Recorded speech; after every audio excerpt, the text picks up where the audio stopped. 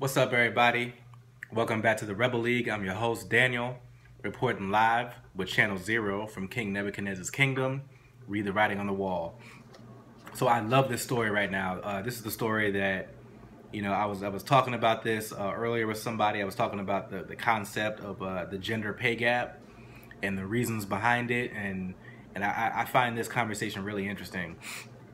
So an article by The Guardian. It's headline, Jennifer Lawrence expresses anger at Hollywood's gender pay gap. So she starts off by saying, or the article starts off by quoting Jennifer Lawrence saying, "I'm over trying to find the adorable way to state my opinion." Now, some of the background is that there's a gender pay wage gap that's happening in the United States. It's been happening, happens in other places of the world, but right now we're talking about the United States. And some of that reason is, of course, we live in a patriarchal society, so men are going to tend to get paid more than people who are non-men, right? But another interesting concept about this, I think, that's really important, just as important as the other aspect, but something that's not really talked about is women's role in that gender pay gap.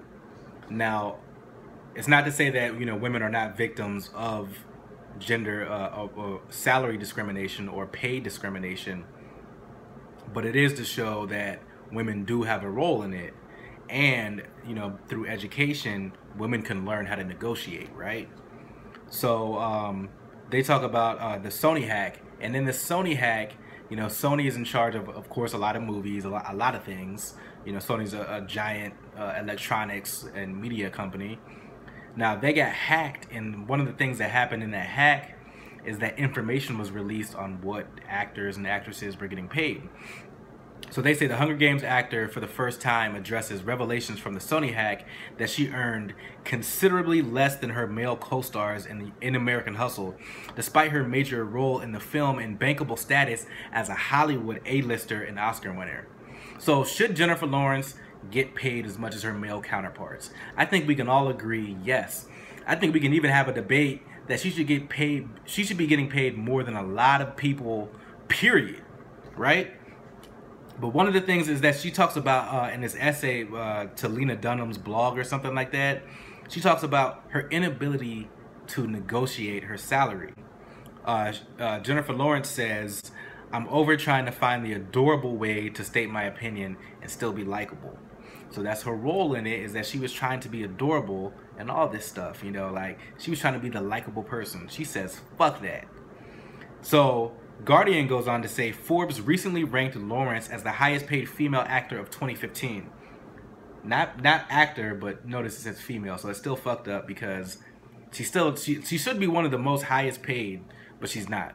They say, since the Sony leak, Lawrence made headlines for negotiating a higher salary than Chris Pratt, her co-star in the upcoming blockbuster Passengers. Pratt will earn $12 million for the film, while Lawrence will net $20 million up front, or 30% of the film's profits. So you see that goes to show she learned how to negotiate. She found the problem and she worked around it, or she worked through it. So I love this, man, because you get a lot of flack from guys that are saying that women are just not trying hard enough, and you'll get a lot of flack from women saying that you're victimizing women by saying their role in this situation. But I think this is a beautiful article, man. I love this. It does show, yes, there is gender inequality when it comes to people getting paid in the United States for doing the same job between a man and a woman. Women typically get paid less. But then it also shows that, yes, women do have a role in it to some extent, and they need to learn and get educated on the salary negotiation status of the workplace. Know your worth, women.